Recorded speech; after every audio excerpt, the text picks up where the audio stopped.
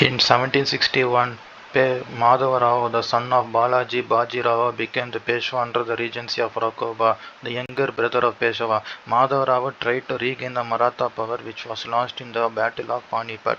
In 1763, a fierce battle was fought with the Nizam of Hyderabad. His expeditions, 1765 to 1767, against Hyder Ali of Mysore was successful. However, Hyder Ali soon recovered almost all his territories. But Madhav Rao regained them in 1772, and Hyder Ali was forced to sign a humiliating treaty. The Peshwa reasserted control over northern India by defeating the Rohillas, Pathans, and subjugating the Rajput states and Jat chiefs. Shah Alam II, the fugitive emperor, was in Allahabad under the protection of the British. In 1771, the Marathas brought him back to Delhi. The emperor ceded Kora and Allahabad to them, but the sudden death of the Peshwa in 1772 brought an end to his glorious career. As Madhav Rao had no sons, his younger brother Narayan Rao became Peshwa in 1772, but he was murdered the next year. His posthumous son Savai Madhav Rao II, was proclaimed Peshwa on 40th day of his birth. After the death of Madhav Rao II, Baji Rao II, the son of Raghunath Rao, became the Peshwa and was the last Peshwa. Madhava Narayan was an infant Peshwa under the regency of Nana Fadnavis. The usurping power of Raghunath Rao, uncle of the former Peshwa Madhava Rao, provided the scope for the company administration to fish in the troubled waters. The company administration in Bombay supported Maratha supported Raghunath Rao in return for getting Salsette and Bassein, as Mahadaji Scindia and the Wellesley of Nagpur turned pro-British. The Marathas had to concede Thane and Salsette to the latter. By the Treaty of Salbei in 1782, Raghunath Rao was pensioned off. Following this, peace prevailed between the company and the Marathas for about 2 decades. The Second Anglo-Maratha War, 1803 to 96. The death of Nana Fadnavis resulted in a scramble for his huge possessions. Peshwa Baji Rao II was dethroned. In the then trying circumstances, we had to accept the help of the British. Wellesley, the then Governor General, forced the Subsidiary alliance on the Peshwa. The the Treaty of Bassein was signed in 1802. According to the treaty, the territory to be ceded should fetch an income of rupees 26 lakhs. The leading Maratha states regarding the treaty as humiliatory. The subsidiary alliance was accepted. The British got Doab, Ahmednagar, Roch, and all of the hilly regions. The Third Anglo-Maratha War, 1817 to 1818. The Peshwa Baji Rao II became anti-British as the Prime Minister of the Gaikwar ruler of Baroda. Gangadhar Sastri was killed by Trimbakji, a favourite of Peshwa. At the instance of the residents at Pune, Mount Stuart, Elphinstone, Trimbakji was in prison. The murderer, however, managed to escape from the prison. The assistant of the Peshwa. Peshwa was also charged with creating the Maratha Confederacy and plotting with Scindia, Wellesley and Golkar against the British. So the British forced the Peshwa to sign a new treaty at Pune in 1817. The Peshwa resigned the headship of the Maratha Confederacy, ceded Konkan to the British and recognized the independence of the Gaikwar, but it was not reconciled. His humiliation. So, when the British were busily engaged in the suppression of the Pindaris, Baji Rao II burned down the Pune residency. General Smith rushed to Pune and captured it, with the Peshwa fleeing to Satara, which was also captured by General Smith. Baji Rao fled from place to place. General Smith defeated his forces at Ashta, Kirki, and Korgan. Finally, Baji Rao surrendered to Elphinstone in 1818.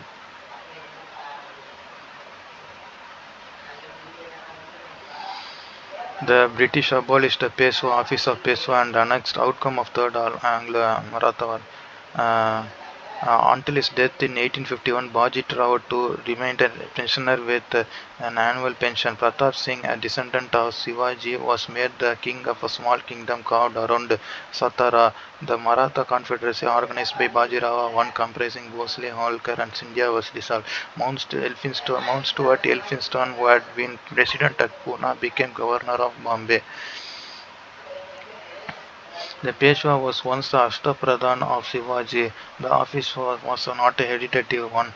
As the power and prestige of the Peshwa declined to Balaji, the genius of Balaji Vishwanath 1713 to 1720 made the office of the Peshwa supreme and hereditary. The Peshwas virtually controlled the whole administration, usurping the powers of the king. They were also recognized as the religious head of the state. The center of the Maratha administration was the Peshwa Secretariat at Pune. It dealt with revenues and expenditure of all the districts. The accounts submitted by the village and district officials. The pay and rights are also the provinces under the Peshwas were of various sizes. Larger provinces were under provincial governors called Subadars. The divisions in the provinces were termed Subas and Prants. The Mamlatdar and Kama Vistar were Peshwas representatives in the districts. They were responsible for every branch of district administration.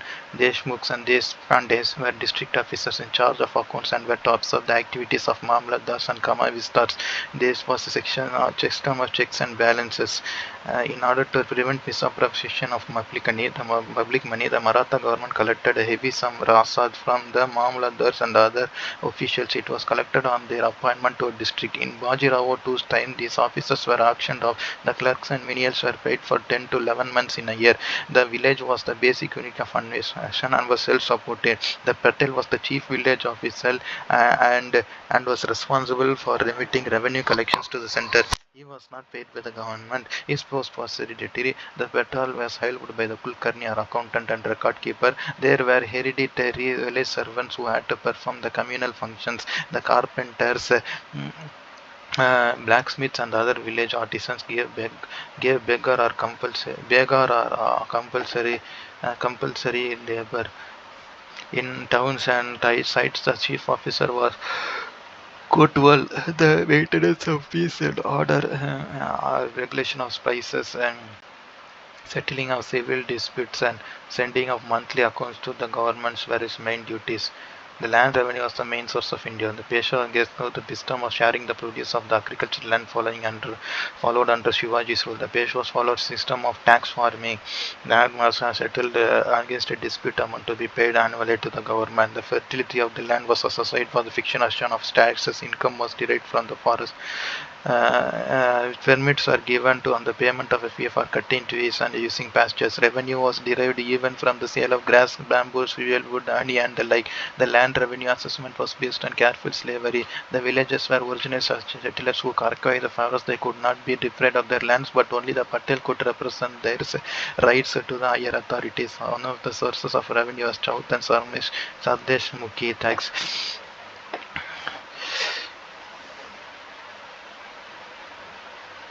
Customs fees, excise duties, and sale of forests also yielded much income. Goldsmiths were allowed to mint coins on payment of royalty to the government and getting license for the purpose.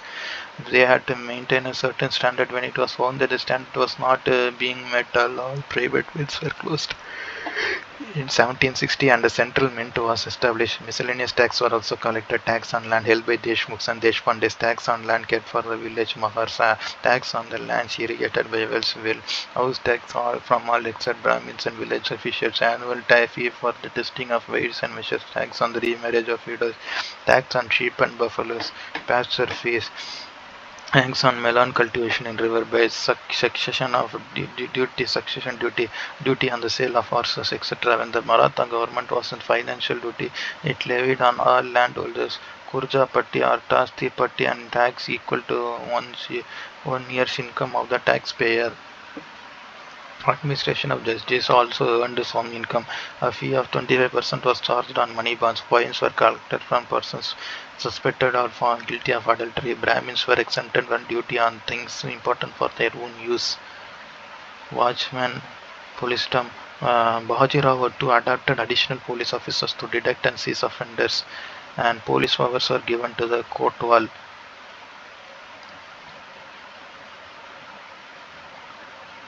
Arbitration was given high priority. If it failed, the case was transferred to decision to a panchayat appointed by Patel in the village. In criminal cases, there was hierarchy of the judicial officers. At the top was the Raja Chhatrapati, and below him were the Peshwas, Deputy Subedar, the Mamlatdar, and the Patel. Flogging and torture were inflicted to escort confession.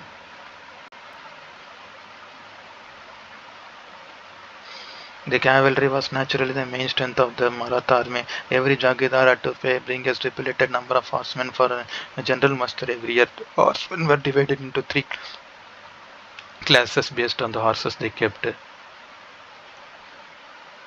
The Maratha navy was built for the purpose of guarding Maratha ports. Balaji Vishwanath built naval bases at Konkan,